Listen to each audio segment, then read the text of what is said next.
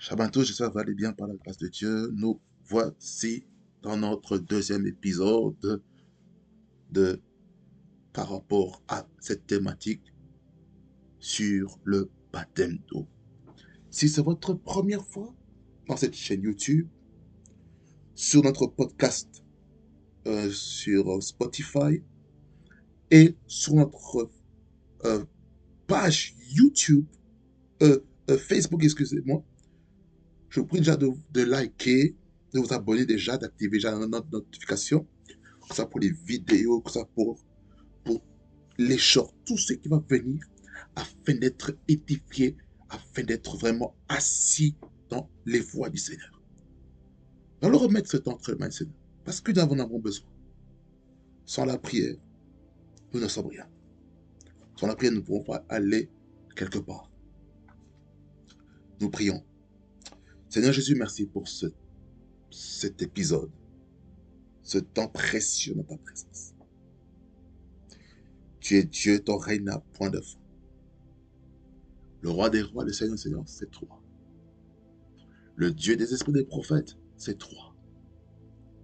C'est toi qui dirige, c'est toi qui nous conduit vers la félicité divine.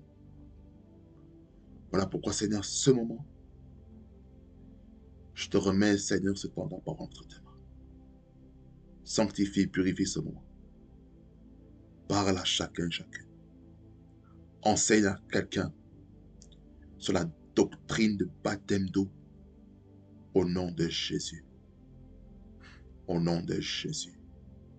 Que cette doctrine, Seigneur, soit enseignée et que cette doctrine soit vécue. Parce que c'est la doctrine, c'est un style de vie. Merci Seigneur Jésus-Christ pour ta majesté. Merci pour ton règne. Merci pour ton pouvoir. Au nom de Jésus, que j'ai ainsi prié. Amen. Bien, Seigneur, nous allons faire une relecture du texte du mois, Hébreux 6, 1er à 2. Et puis, nous allons lire Romains 6, verset 1er à 11. Et j'ose croire que Dieu va nous bénir puissamment. La Bible dit ceci. C'est pourquoi, laissant les éléments de la parole de Christ, tendons à ce qui est parfait, sans poser de nouveau le fondement du renoncement aux œuvres mortes, de la foi en Dieu, de la doctrine des baptêmes, de l'imposition des mains, de la résurrection des morts et du jugement éternel. Romains 6, 1er à 11.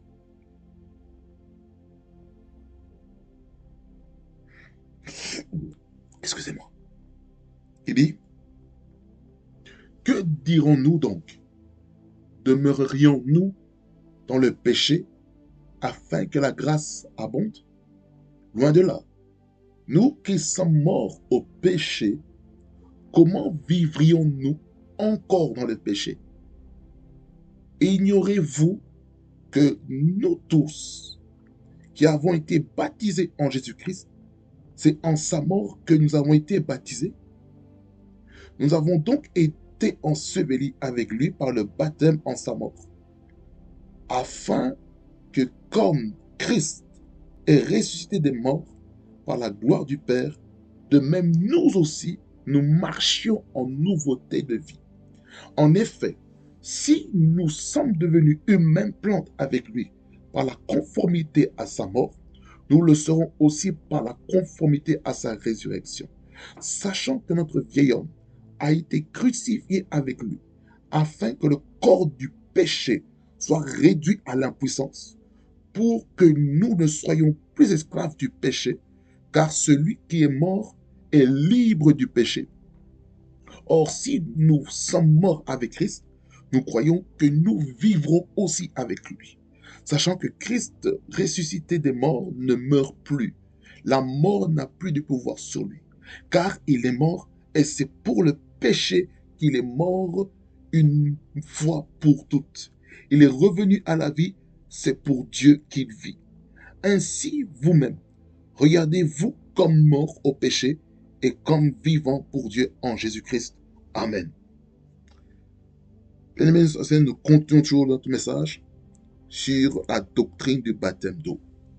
Dans l'épisode précédent, j'ai pu mettre les bases sur qu'est-ce que le baptême.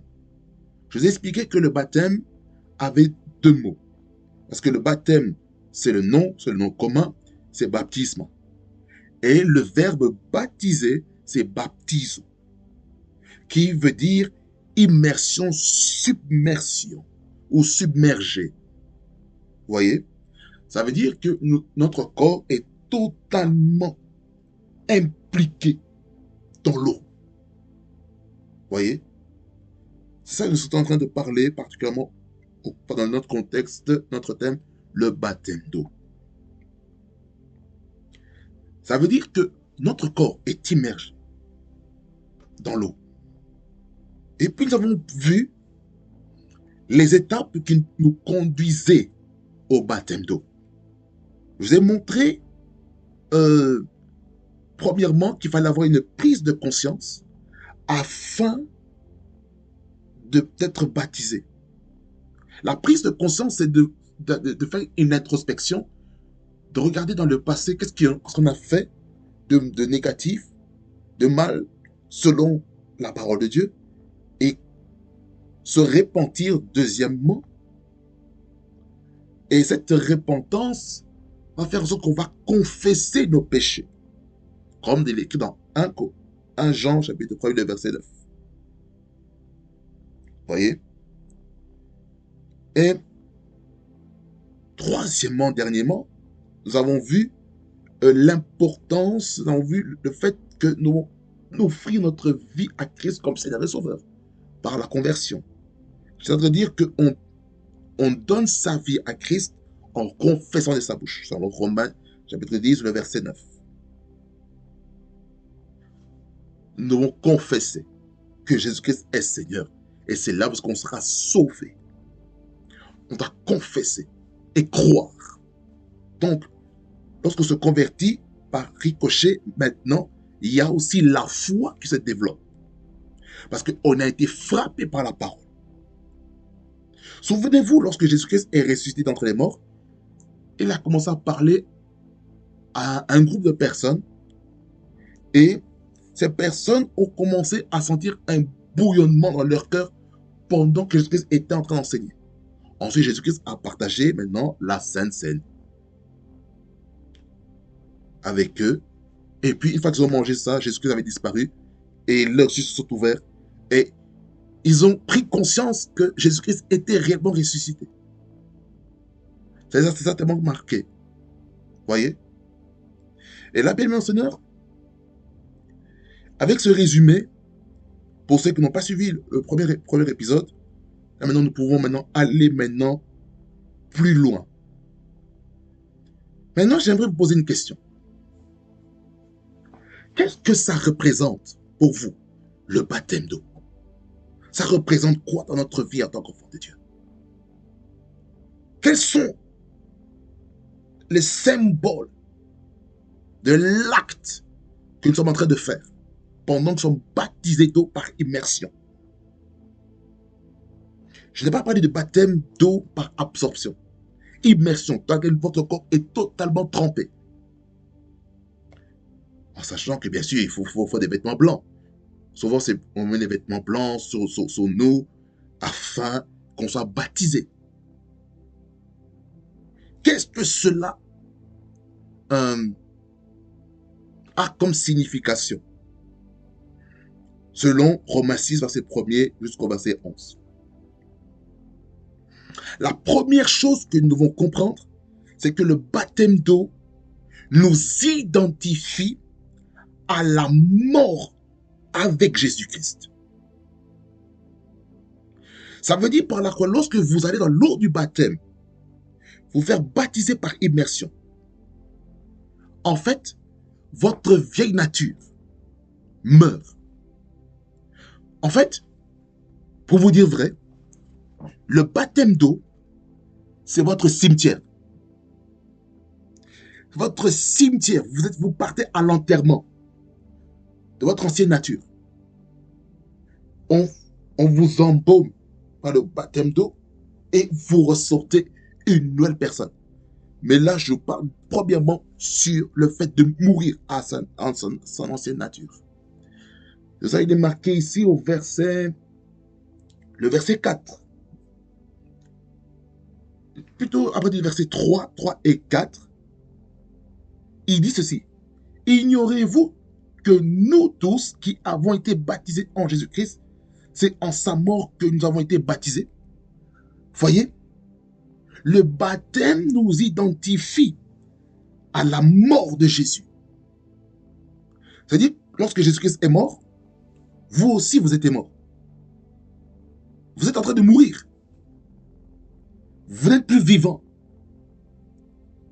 Vous savez, lorsqu'une personne décède, son nom est radié au niveau de la commune. Son nom est radié dans les instances bancaires. Son nom est radié au niveau de la mutuelle. Tout ce qu'on veut. Partout là où il y a notre nom quelque part. Lorsque la mort du testateur est attestée par un médecin légiste, j'aimerais vous dire ceci, que maintenant, il n'y a plus aucun pouvoir sur vous. C'est pour ça que il y a un passage qui dit mort, mort, où est ton aiguillon? Où est ta force? C'est-à-dire que lorsque maintenant on meurt en Christ, la vie du péché n'a plus de pouvoir sur nous. Lorsqu'on meurt réellement en Christ, le péché ne peut plus rester dans notre corps. Raison pour laquelle nous avons besoin, en tant qu'enfants de Dieu, si on se rend compte que notre baptême qu'on a fait, on ne l'avait pas fait avec notre conscience, je vous dis ceci, allez vous refaire baptiser. Écoutez-moi bien, il n'y a pas d'âge pour aller se faire baptiser. Mais vous devez avoir la conscience. Vous devez être enseigné sur ce que c'est le baptême. Vous pouvez avoir des responsabilités à l'église, mais vous n'avez jamais été baptisé dans l'église là parce que vous êtes en train de servir. C'est un crime. Il faut se faire baptiser. La nouvelle naissance, c'est instantané. Il y a des personnes, avant de se faire baptiser par l'eau, ils ont reçu le baptême du Saint-Esprit. Mais je voudrais vous dire, entre ces deux baptêmes, le baptême d'eau, le baptême du Saint-Esprit, il y a la souveraineté de Dieu qui peut faire que tu puisses recevoir aussi le baptême du Saint-Esprit le même jour que ton baptême d'eau. Mais je ne vais pas encore aller dans le baptême du Saint-Esprit maintenant. Ça, c'est juste une petite brèche que j'ouvre petitement et je referme. Donc, la mort, ça veut dire que tu meurs. Ça veut dire que tu ne peux plus demeurer dans tes vieilles habitudes. Il faut crucifier cela. Il faut le tuer. Il faut l'amener au cimetière. La vieille nature, dans le bain de la régénération, lorsque tu vas dans le baptistère ou dans une rivière quelque part, tu te fais baptiser, tu ressors une autre personne. Donc, le baptême d'eau t'identifie à Christ. Parce que tu es une même plante avec lui. Baptême d'eau.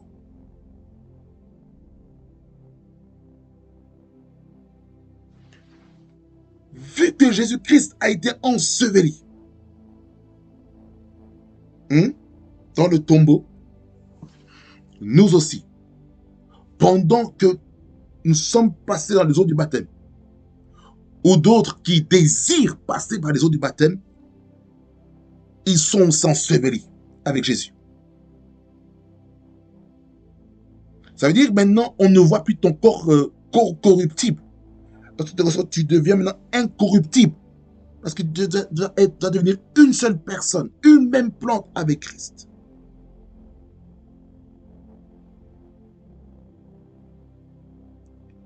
Et cela va faire en sorte que lorsque tu ressuscites, bien-aimé dans le Seigneur, deuxièmement, tu adoptes tu adoptes une nouvelle identité. Tu te revêts une nouvelle identité. Tu es maintenant en Christ. Tu deviens maintenant une nouvelle créature.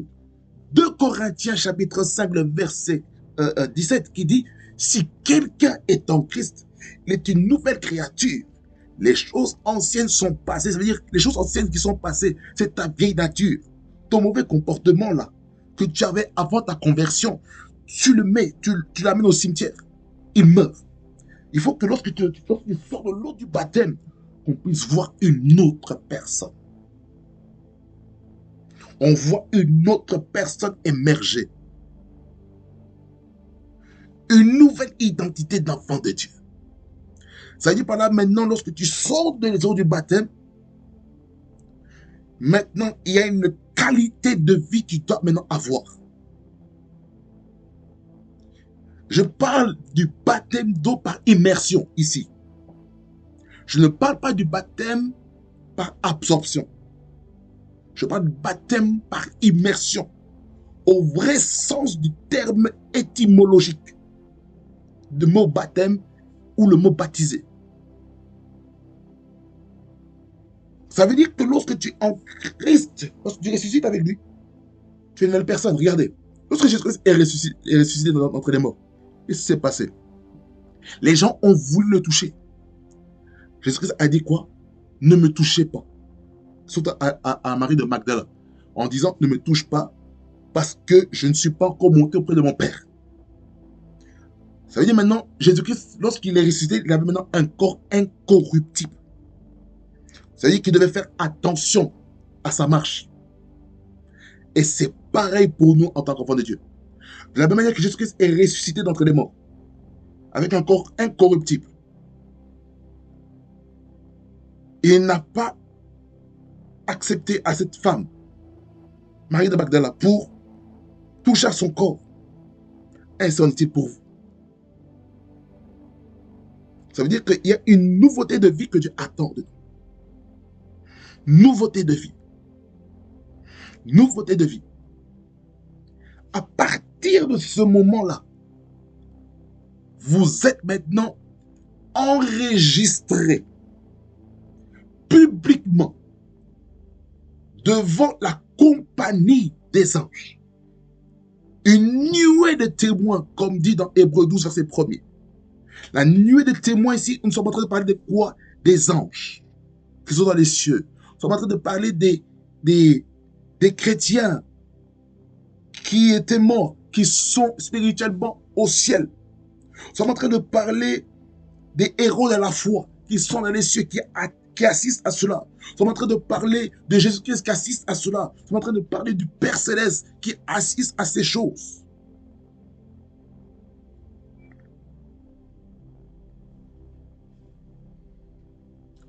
C'est pour cela, lorsque tu sors des eaux du baptême,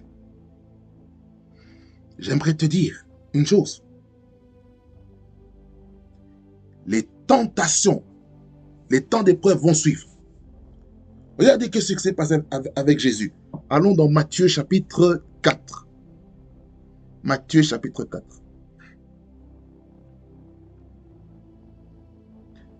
Matthieu 4, verset 1er jusqu'au verset 11. Je vais vous montrer quelque chose, ce qui s'est passé après le baptême de Jésus. Regardez ce qui s'est passé.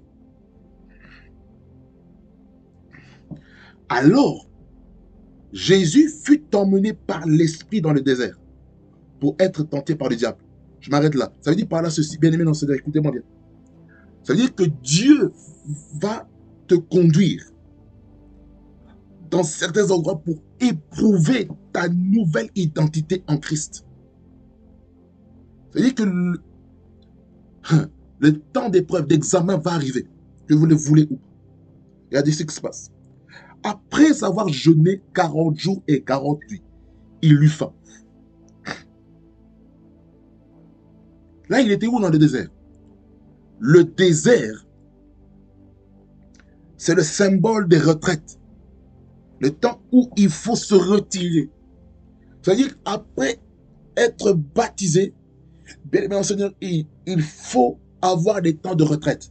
Des temps où vous passez des temps dans la présence de Dieu pour vous charger. Dans Matthieu 3, lorsque Jésus-Christ a été baptisé, il a été rempli du Saint-Esprit. N'est-ce pas? Mais le Saint-Esprit l'a conduit où? Dans le désert. Dans une zone où il n'y a pas de connexion Wi-Fi. Dans une zone où il n'y a même pas la 4G, où il n'y a pas la 5G. Dans une zone où tu ne peux même pas utiliser tes mégas. Dans une zone où, où il n'y a pas un endroit où tu peux te reposer. Dans un endroit où c'est inconfortable. Dans des endroits où cela te sort de ta zone de confort. Tu vas dans ces endroits-là et Dieu parle à ton cœur. La Bible déclare, il dit que j'attirerai mon peuple dans le désert et je parlerai à son cœur. Donc le désert a pour but que tu puisses recevoir les messages qui viennent de Dieu. Le désert est là pour te donner la direction, les orientations par rapport à ta vie. Le désert est là pour te former. C'est le temps de formation. Le désert, c'est le temps d'épreuve. Le désert, c'est le temps d'examen. Le désert, c'est là où est-ce qu'on reçoit maintenant le blueprint, l'architecture de notre nouvelle identité en Christ afin de savoir comment il faut se comporter.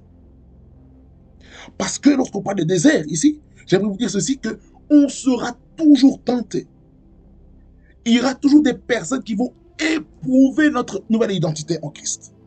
Ça peut être dans la famille, ça peut être dans le milieu du travail, ça peut être dans l'église, ça peut être dans la société. On va voir l'authentification de ta vie chrétienne.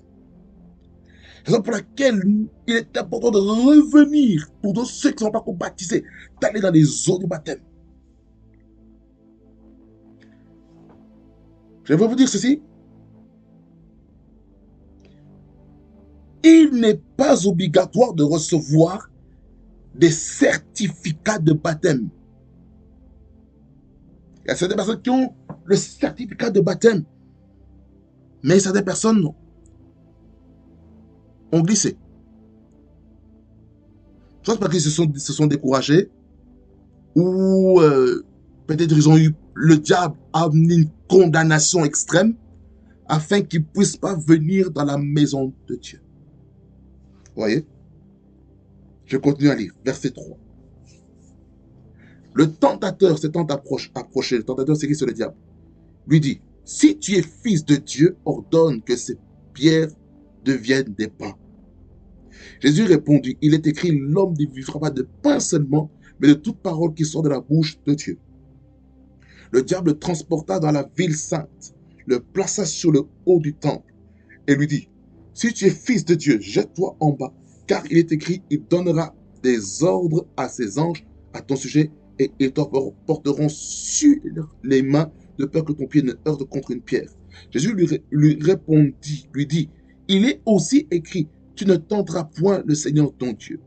Le diable le transporta encore sur une montagne très élevée, lui montra tous les royaumes du monde et leur gloire, et lui dit, je te donnerai toutes ces choses si tu te prosternes et m'adores. Jésus lui dit, retire-toi Satan, car il est écrit, tu adoreras le Seigneur, ton Dieu, et tu le serviras lui seul. Alors le diable le laissa, et voici des anges vinrent auprès de Jésus et le servirent. Écoutez, dans ce texte ici, on voit 3 degrés, 3 dimensions de tentation. La première dimension, c'est la dimension charnelle, la dimension du corps. L'appétit. Les sensations. Le feeling. Vous voyez? J'ai chaud, j'ai froid, j'ai faim, j'ai soif. C'est quoi? C'est le corps. Le corps réclame. Mais Jésus-Christ, il répond ici que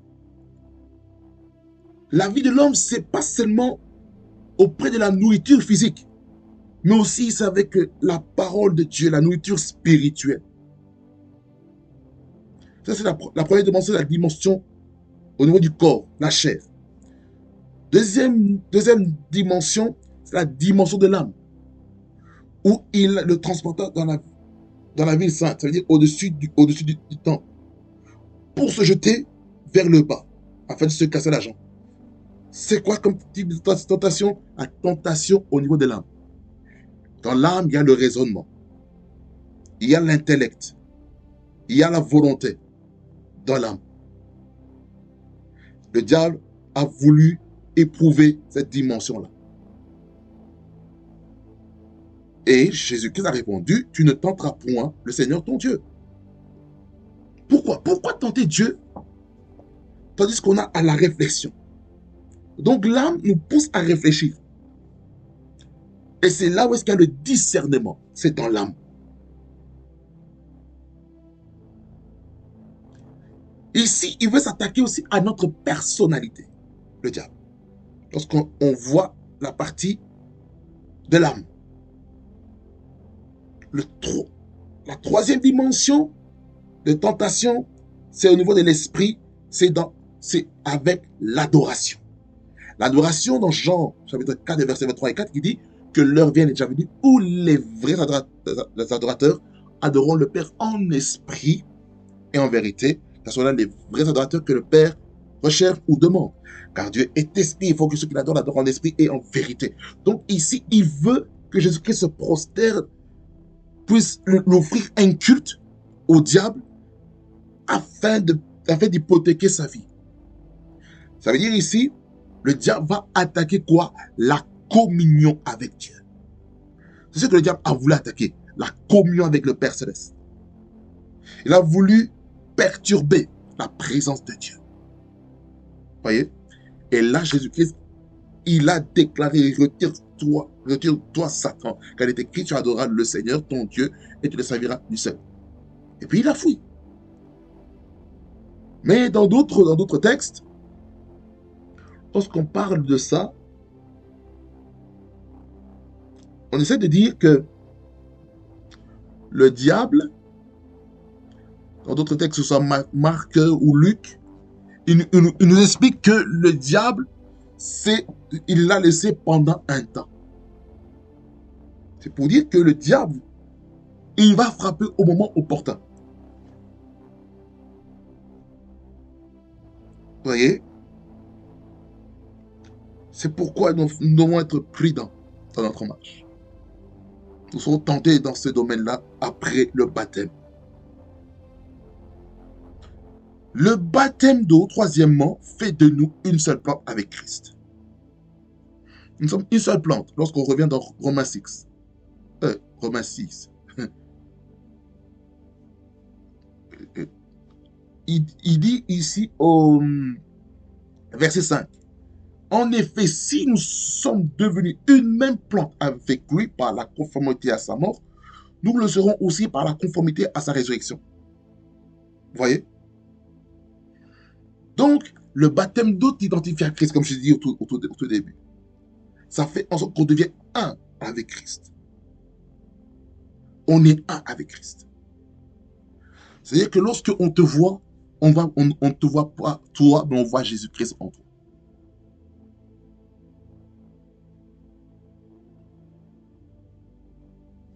Qu'est-ce que le baptême d'eau amène? Le baptême d'eau amène la délivrance de la loi du péché. Et le baptême d'eau te conduit par ricochet vers la loi de la liberté, la loi de la grâce. Parce que lorsque vous allez lire Romains chapitre 7, vous allez voir la loi du péché. La loi du péché. Là, il y a une loi en moi qui me pousse à faire le mal. Je veux faire le bien, mais il y a une loi qui m'empêche de faire le bien. Vous voyez? Ensuite, le fait d'être libre que la loi du péché fait en sorte que lorsqu'on est de nouveau, la loi du péché n'a plus de pouvoir. Et ça demande que la personne qui est née de nouveau soit vigilant avec sa manière de se comporter, sa manière de se tenir. Vous voyez? Donc c'est ça ce que ça symbolise par rapport au baptême. Ça représente. Eh bien, aimé dans le Seigneur, il y a quelque chose que je vais dire ici, ça va troubler quelqu'un. Certaines confessions religieuses au sein du christianisme, d'une autre branche, elle pose la question, est-ce qu'on baptise les bébés? Est-ce qu'on baptise les bébés à l'église? Ou on présente? Ça, c'est une question très importante. Je vais dire des choses fortes ici. Je vais dire des choses fortes. On va prendre Luc 2. Luc chapitre 2. Je vais vous montrer quelque chose. Luc 2, à partir du verset 21. 21 jusqu'au verset 35. On va le lire.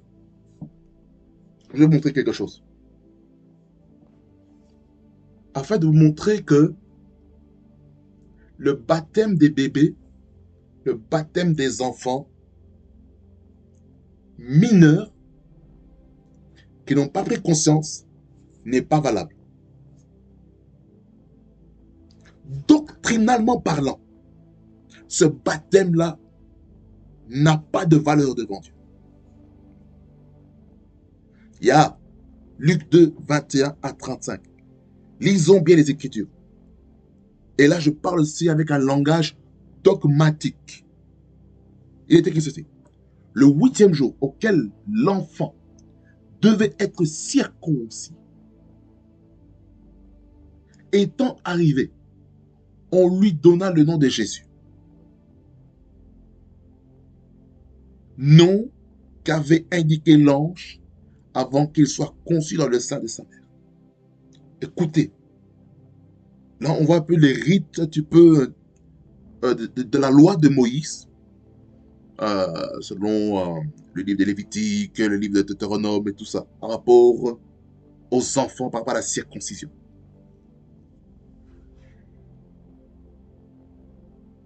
Verset 22. Et quand les jours de leur purification furent accomplis, selon la loi de Moïse, Joseph et Marie le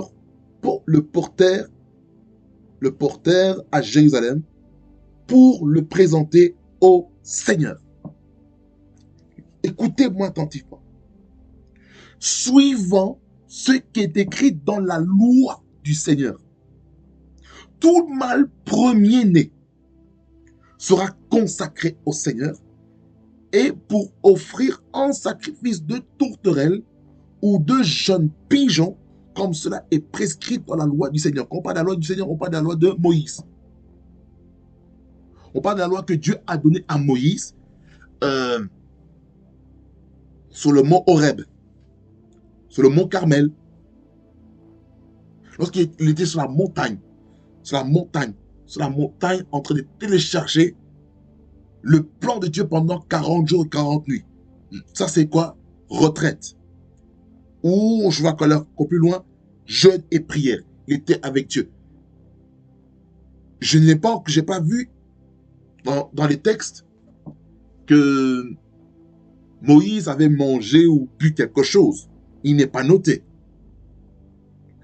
Donc, on présume qu'il a eu une retraite de 40 jours et 40 nuits. Pendant ce temps-là, ce qui s'est passé, pendant qu'il recevait la loi du Seigneur, vous savez ce qui s'est passé? Le peuple, en bas, dans la vallée, ils ont commencé à faire le veau d'or. Pourquoi? Parce qu'ils étaient impatients. Oh non, notre leader, il n'est pas là. Il n'est pas là. Il n'est pas là.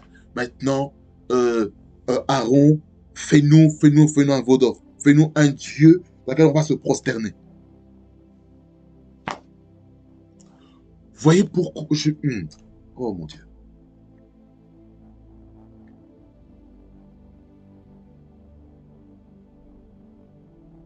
Je vais le dire ici. Je m'adresse à l'église corps de Christ. Lorsque votre leader spirituel, votre pasteur, a reçu une vision, un canevas pour votre église locale, vous devez obéir aux instructions divines que Dieu donne à ses serviteurs, les prophètes. C'est pour cela que beaucoup de personnes s'attirent des malheurs sur eux-mêmes. Parce qu'ils n'écoutent pas la voix des serviteurs de Dieu. Ces serviteurs de Dieu, on doit les voir comme ça. Arrêtons de voir qu'ils sont seulement humains. C'est comme ça que lorsqu'on ne voit pas un serviteur comme ça, on devient familier avec lui. Lorsqu'on devient familier avec un serviteur de Dieu, avec un homme de Dieu, j'aimerais vous dire ceci, vous n'allez rien recevoir de lui. Lorsque vous murmurez, vous êtes en train de combattre la transmission apostolique et prophétique dans votre vie. Le fait de murmurer, parler mal de l'homme de Dieu, du matin jusqu'au soir, du lundi au dimanche, vous parlez mal de l'homme de Dieu et qui fait que maintenant, vous vous demandez la question, mais pourquoi il m'arrive des malheurs? Pourquoi telle chose m'arrive? Je fais des affaires, ça ne marche pas. Je vais postuler dans tel endroit, ça ne marche pas. Ou je vais aller dans une telle relation, ça ne va pas. Pourquoi? Tu as mal parlé d'un homme de Dieu. Et tu pensais que personne ne t'avait vu. Mais les anges t'ont vu. Les yeux de l'Éternel t'ont vu. Et maintenant, ils ont commencé à planer au-dessus de toi. Et les oiseaux du ciel. Écoute, il est écrit comme ça. Il faut que je retrouve. Je reviendrai dans une autre série par la grâce de Dieu concernant le concept de l'autorité spirituelle. Je vais vous en parler pour montrer que plusieurs d'entre nous, nous sommes des rebelles vis-à-vis des autorités spirituelles. Regardez. Les oiseaux du ciel prennent tes paroles que tu as parlé mal vis-à-vis de ton père spirituel, de ta mère spirituelle, de tes conducteurs spirituels. Ils vont le prendre et ils vont le mettre dans le cœur de l'homme de Dieu. Et tu vas te rendre compte, le jour où tu vas venir vers lui pour lui dire bonjour, il y a quelque chose qui va se passer entre vous. Pourquoi?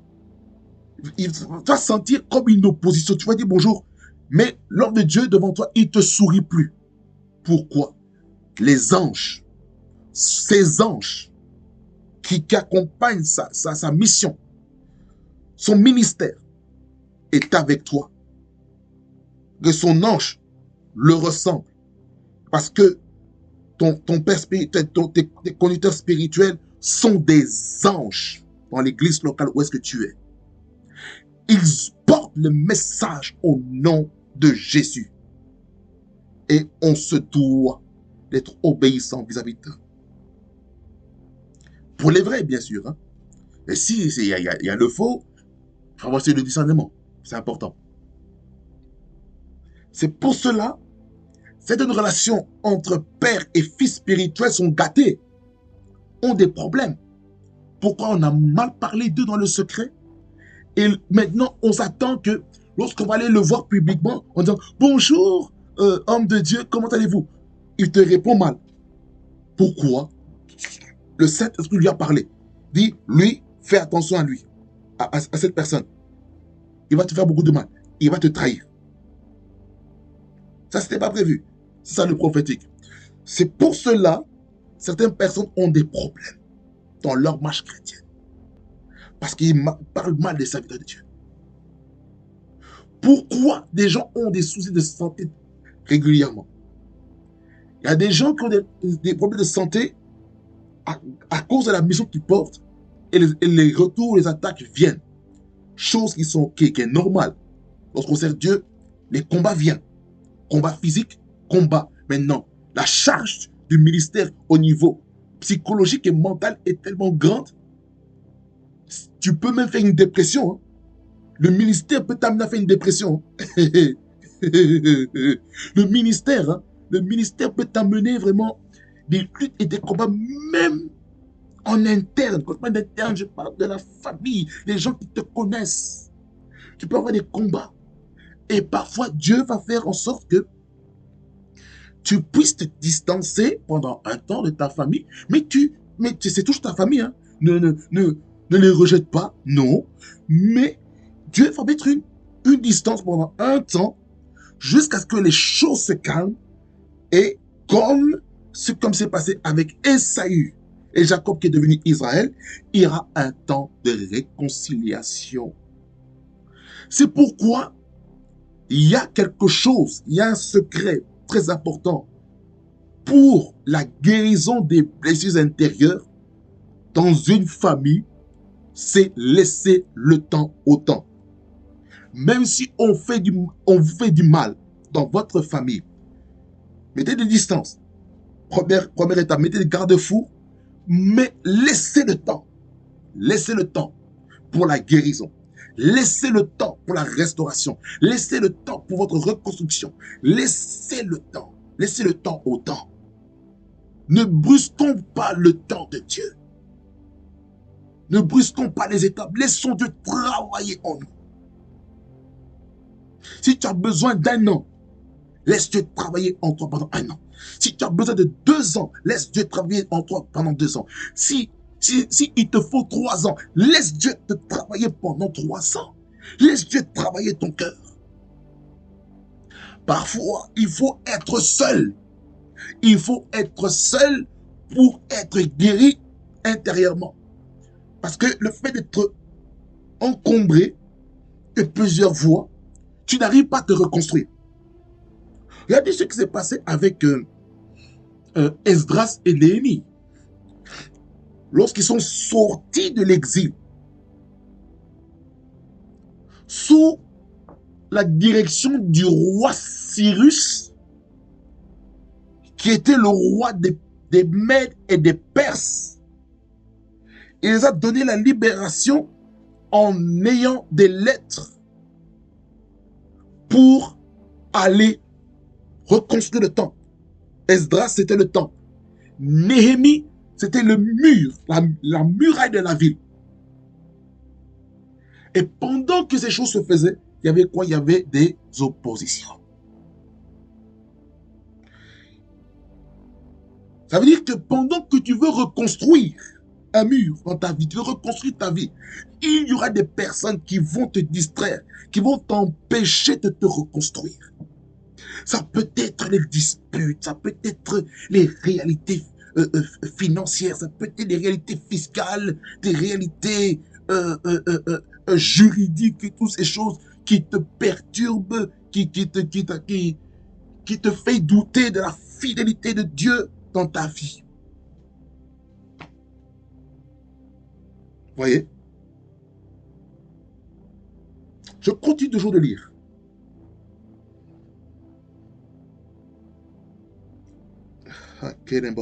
Verset 25.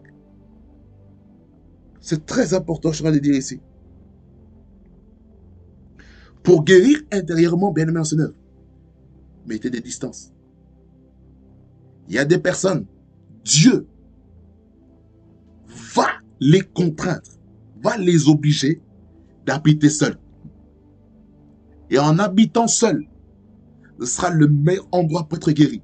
Parce que ces personnes-là auront le temps d'invoquer Dieu.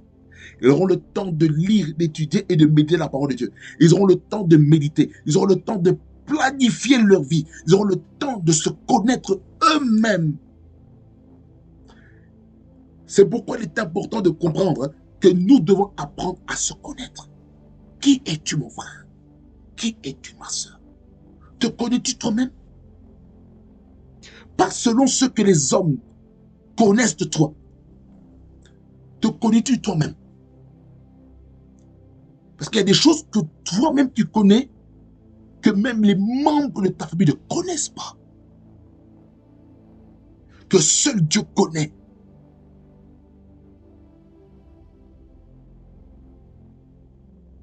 C'est pourquoi il faut avoir une intimité personnelle avec Dieu. Une relation personnelle avec Dieu. Sans ça, où ça est.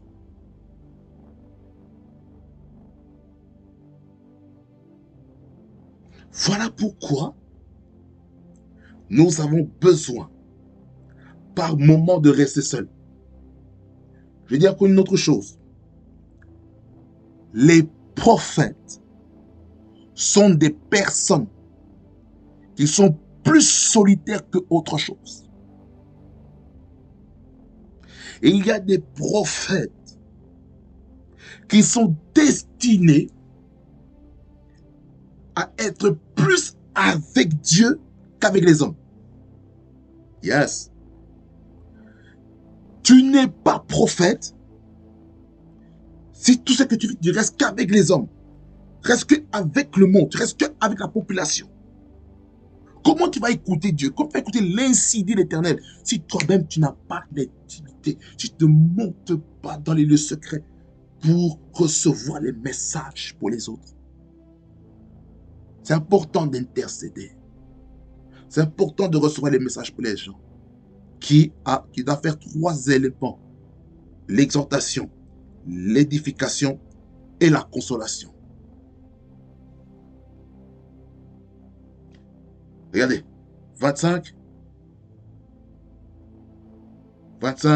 jusqu'à 38, on va dire comme ça. Je vais dire comme ça. Et voici, il y avait à Jérusalem un homme appelé Siméon.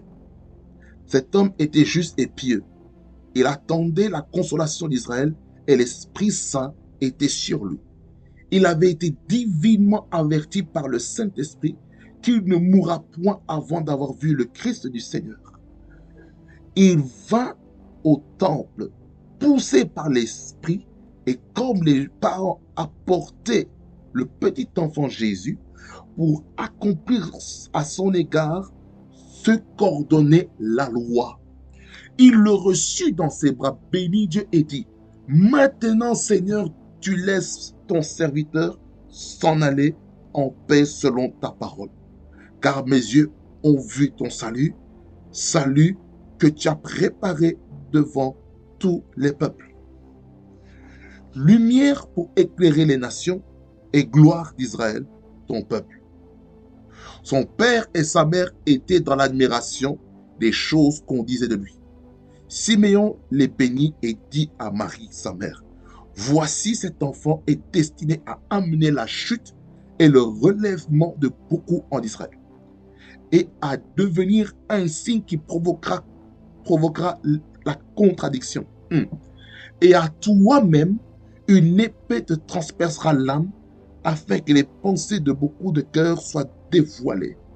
Il y avait aussi une prophétesse, Anne, fille de Phanuel, de la tribu d'Aser.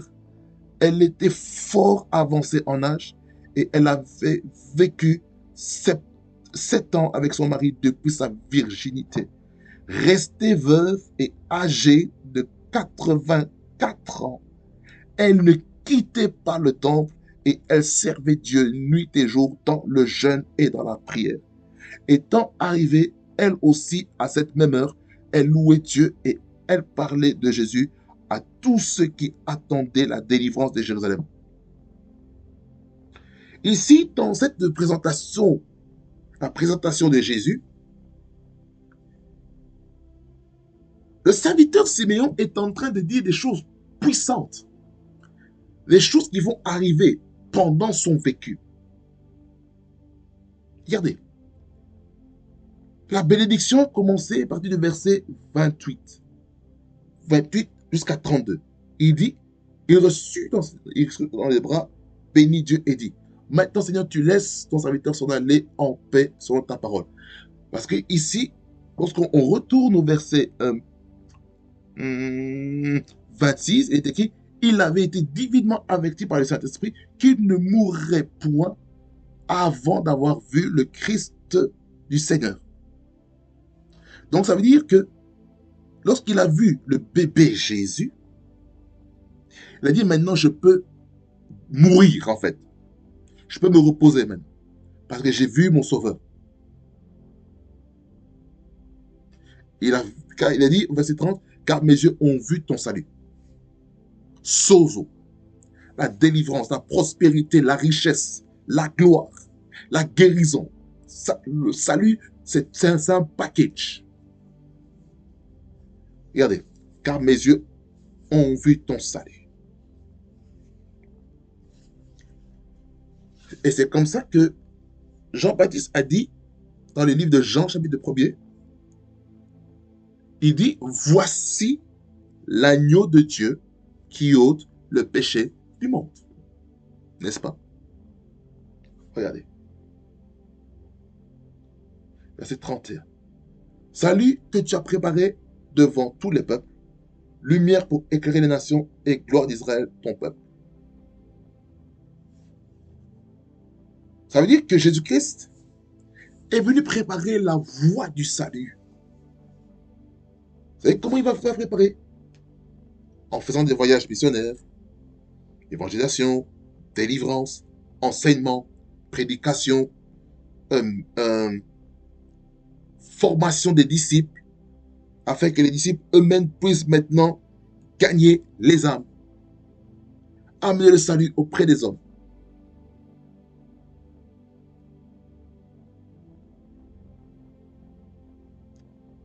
Regardez.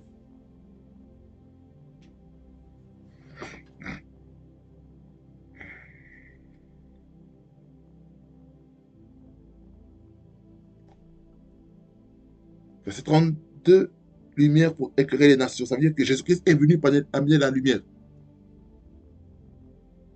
Et Jésus-Christ a dit, pendant le sermon sur la montagne, vous êtes la lumière du monde. On ne peut pas cacher la lumière sous le boisseau, n'est-ce pas? Et il est venu nous transmettre la lumière. Il est venu pour nous éclairer. C'est en psaume 119, le verset 105. Il dit que ta parole est une lampe à mes pieds et une lumière sur mon sentier. Jésus-Christ est venu pour éclairer les nations et gloire d'Israël, ton peuple. Et puis, il a donné des orientations à la maman, Marie. Et souvent, la personne qui garde souvent les prophéties, les paroles, par rapport au programme de vie pour les enfants, ce sont les mères. Parce que ce sont elles qui ont donné naissance, qui ont souffert pour la grossesse. Simon les bénit. Qui les parents. Ça veut dire par la quoi? Dans la présentation des enfants. Les parents ont besoin d'une bénédiction pour élever l'enfant selon les voies du Seigneur. Amen. Ensuite, après avoir reçu la bénédiction, selon le verset 34 de Luc 2, Siméon dit à Marie, sa mère, voici cet enfant est destiné à amener la chute et le relèvement de beaucoup en Israël. La chute, ici, je vais vous dire prophétiquement, c'est quoi? C'est faire tomber tout système religieux, la loi, les prophètes. C'est faire tomber tout esprit légaliste, faire tomber des structures même politiques, des structures royaux, des structures familiaux, détruire des choses qui sont négatives durant sa mission. Et le relèvement de beaucoup en Israël, ça veut dire, c'est gagner les âmes, convertir les gens, impacter les gens, revaloriser des gens qui n'étaient pas valorisés dans la société. Ensuite, il dit, et à devenir un signe qui provoquera la contradiction. N'avez-vous pas vu, parmi tous les messages que Jésus-Christ a prêchés, les pharisiens, les sadducéens, les docteurs de la loi étaient contre. Jésus-Christ, il guérit un paralytique le jour du sabbat. Et pour les pharisiens, c'est un crime, c'est un péché, c'est un parjure. Lorsqu'il a lu le rouleau de prophète Ésaïe 61, lorsqu'il a lu en disant l'Esprit Seigneur est sur moi, que ma main pour annoncer la bonne nouvelle aux pauvres, etc. Donc il a refermé, il a dit ceci, ces paroles que vous venez d'entendre est accomplie. Ça a scandalisé, ça a été une contradiction pour les religieux juifs, au point où ils ont prémédité de le tuer, de le jeter au-dessus d'une falaise. Mais gloire à Dieu qu'il a pu traverser outre. Il n'a pas été jeté. Il a causé provoqué une contradiction devant les tribunaux, devant les instances judiciaires, en disant qu'il était le roi des Juifs. Ça a scandalisé. Il a dit des choses fortes. Malheur à vous, pharisiens hypocrites, etc., etc. Ça a scandalisé. Et cette contradiction-là a fait que, entre les responsables religieux, ils ont fait une conjuration ensemble pour tuer Jésus. Qu'est-ce qu'ils ont fait? Ils sont partis accuser auprès du roi Cyrus, le Ponce Pilate, tout ce qu'il faut. Écoutez.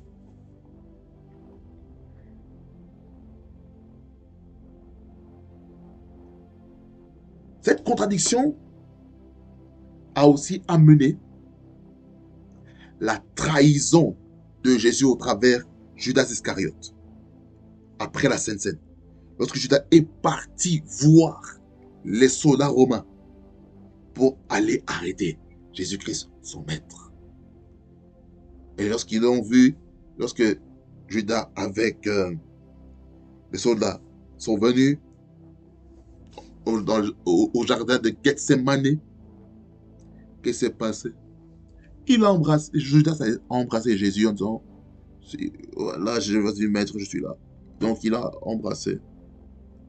Elle dit, c'est comme cela que tu trahis ton maître. Et lorsqu'il a fait ça, vous savez ce qui s'est passé? Ce que ça a été emprisonné. Boloko, prison. Tribunal pendant toute la nuit. Et qu'est-ce qui se passe? Lorsque Simon dit, au verset 35, et à toi-même, une épée te transpercera l'âme. Ça veut dire par la quoi elle aura mal. C'est-à-dire que son fils va mourir. Il va être crucifié. Il va être flagellé. On va le torturer. La Bible déclare c'est par ces meurtrissures que nous sommes guéris. Voyez ce que la présentation d'un enfant fait. Ça dit déjà comment les parents doivent se comporter vis-à-vis de l'enfant qui a été présenté. C'est-à-dire que les parents doivent faire attention à ce que l'homme de Dieu est en train de dire pendant la présentation. Voyez, ici au verset 35, qui dit là, et à toi-même une épée te transférera l'âme, afin que les pensées de beaucoup de cœurs soient dévoilées. N'est-ce pas le jour de sa mort, le jour où on a flagellé Jésus, que le peuple d'Israël a dit crucifie, crucifie-le, crucifie-le, crucifie Jésus, et que Barabbas le pécheur soit libéré. Parce qu'il y avait une tradition que le jour de la Pâque, ou avant la Pâque, qu'on puisse libérer un prisonnier. Ils ont libéré Barabbas.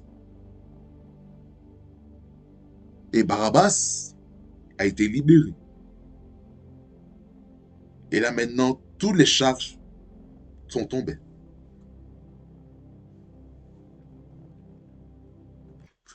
Moi, Barabbas, le pécheur, j'étais coupable dans ma vie. Calibros, tegesta, babababaska. À cause de mes péchés. Mais il y a un homme qui a pris ma place. Moi, Barabbas, le pécheur. Hey, Jesus. J'étais coupable dans ma vie. Keto prestegesta balagaus. À cause de mes péchés. Hey, presto break. Mais il y a un homme, esto bregedagasta, qui a pris ma place. Cet homme a pris ma place. Il m'a donné sa vie. Lui qui était innocent. Il s'appelle Jésus. Et Christobre, le Nazaréen. Cet homme a pris ma place. Il m'a donné sa vie. Lui qui était innocent. Il s'appelle Jésus. Et le Nazaréen. Et Chidobreste. Il m'a rien demandé. Je lui ai aussi rien donné. Je n'attends rien en retour. Cet homme est étranger pour moi. Jesus kata presto bre. Il m'a rien demandé. Je lui ai non plus rien donné. Esto breste gesta. Je n'attends rien en retour. Cet homme est étranger pour moi. Cet homme a pris ma place. Il m'a donné sa vie. Lui qui était innocent, il s'appelle Jésus. Hey, le Nazaréen, cet homme a pris ma place. Il m'a donné sa vie. Lui qui était innocent, il s'appelle Jésus. Presto, le Nazaréen, et Shadagredoga, le Nazaréen, Christo Breda, la Crasto Blagadagai, Enta Crasta Baba Sondele Broseketa, le Nazaréen, le Nazaréen. Le Nazaréen, Shande Krataya Baba. Et lorsque, et Crasso, et lorsque Barabbas a été libéré, Jésus-Christ qui a été l'agneau de la rédemption, qui a été l'offrande et le sacrifice sur la croix, cela a engendré la naissance de l'Église.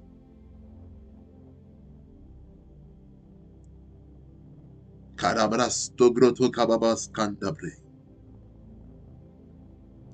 Bien-aimés dans le Seigneur, vous savez, Jésus-Christ a baptisé aussi. Jésus-Christ a aussi baptisé. Dans Jean 4, versets 1er et 2.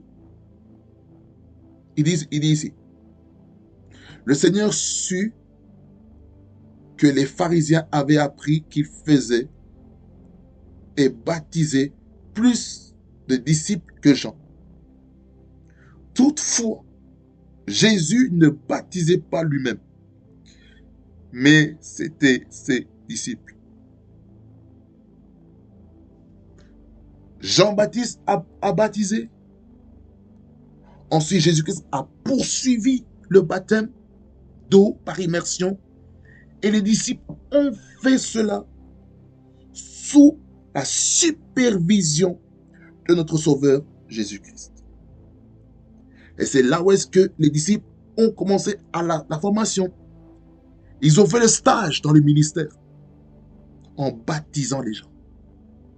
Et lorsqu'il a fait cela, en baptisant les gens, cela a fait que lorsque l'Église est née à partir de Acte 2, le verset, il y a Christo Bladaga, le verset 2, lorsque le Saint-Esprit est descendu sur les 120 qui étaient dans la chambre haute, là, il y a eu des conversions, il y a eu des sessions de baptême qui a eu lieu. Et comme dans Acte 8, les versets 26 à 40 avec Philippe et le nuque éthiopien, il y a eu un baptême. Avant le baptême, il y a eu le cours d'affermissement. Après le cours d'affermissement, il y a eu la foi, le salut qui a été fait, la repentance qui a été faite. Il n'est peut-être pas écrit tel quel. Après cela qui s'est passé, pendant qu'ils étaient sur le chemin, ils ont vu de l'eau à côté, en disant, est-ce qu'on va se priver pour le baptême, etc., etc. Après, ils ont arrêté sur le chemin, c'est comme s'ils avaient conduit la voiture ou ils étaient en transport en commun. Ils sont à côté. Je vois par exemple la Meuse et puis je baptise View, View. Et puis après, on part. Ou je vais à la mer du Nord. Baptême là-dedans.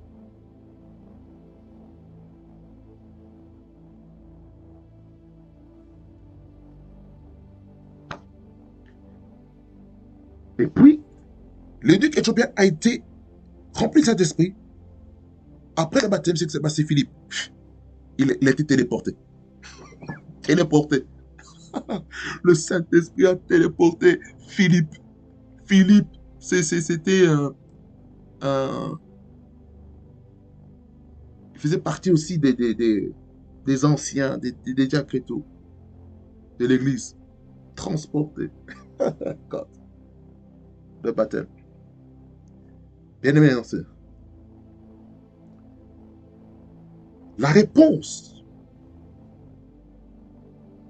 à la question que je vous ai posée, est-ce qu'on baptise les enfants ou on présente les enfants? Selon les Écritures, il est écrit clairement que les enfants ne baptisent pas. C'est clair. On présente les enfants. On ne les baptise pas. Ils doivent prendre conscience de leur vie, de leur nature. Être né dans une famille chrétienne ne garantit pas cela, ne garantit pas la prise de conscience.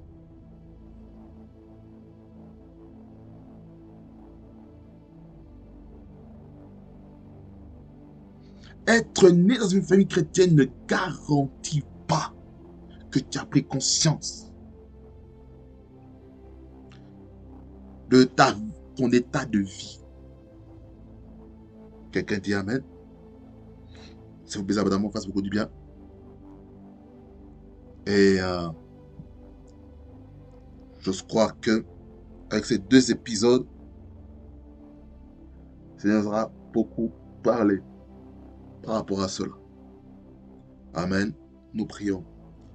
Seigneur, merci pour ta parole qui est la vérité, qui nous a parlé fortement sur la représentation du baptême, l'identification dans le baptême, et il nous a parlé aussi sur Akrato Badega. Tu as parlé aussi, Seigneur, de Maradabrasko Degretz de Brastobre, sur la question qu'on se pose beaucoup concernant le baptême des enfants face à la présentation des enfants. Seigneur, je te rends grâce parce que tu as parlé. Et je te rends toute la gloire, tout l'honneur, toute la magnificence. Je prie que cette parole puisse encore aiguiser quelqu'un. Au nom de Jésus. Louange, honneur et majesté revient-toi, le roi des rois. Au nom de Jésus. Amen. Béni, Seigneur, soyez bénis. Au nom de Jésus. On est ensemble, hein, en Jésus-Christ. Parce qu'on a dépassé un peu de d'une dizaine de minutes. Parce que il y avait aussi le récap qui m'a pris aussi un peu plus, un peu de temps. Mais je crois que Dieu nous a beaucoup parlé, nous a conscientisé sur le baptême d'eau. Et soyez bénis, hein. On se voit pour le prochain numéro. Et là, je vous parlerai cette fois-ci du baptême du Saint-Esprit. Le baptême du Saint-Esprit. En d'autres termes, la doctrine du baptême du Saint-Esprit. Afin que nous comprenions c'est quoi, quelle est son utilité, quels sont les signes qu'il y a autour du baptême du Saint-Esprit. Réma Fréquency TV, le réseau de la voix de Dieu. Soyez bénis au nom de Jésus-Christ. Et n'oubliez pas de vous abonner, de liker la page Facebook, d'activer la notification pour les vidéos, pour les posts, les stories, tout ce qu'il faut. Spotify, soyez alerte aussi pour les messages qui vont être déposés là aussi de si peu. Soyez bénis au nom de Jésus-Christ car on est ensemble en Jésus-Christ. Shabbat tous, c'est une bonne nouvelle à vous en noter. Réma Fréquency TV est aussi sur Spotify. En tout cas, j'aimerais vous encourager à chacun et chacune d'aller maintenant sur Spotify et aller aussi vous abonner afin aussi d'écouter la parole en continu dans vos voitures, dans vos maisons, dans vos lieux de travail, afin que la parole de Dieu soit libérée. Le temps est arrivé d'envahir toutes les sphères de la société, toutes les plateformes des réseaux sociaux pour que l'évangile soit répandu. Parce que chaque réseau social est une nation. Allez-y maintenant, allez-y. Allez vous abonner maintenant et activez la note de notification, la cloche de notification, afin d'avoir la nouveauté lorsque l'émission ou un épisode sera mis sur Spotify. Que le Seigneur vous bénisse abondamment, fasse beaucoup de bien et nous sommes ensemble en Jésus-Christ. Réellement Fréquency TV, le réseau de la gloire de Dieu, soyez bénis au nom de Jésus-Christ. Bye bye.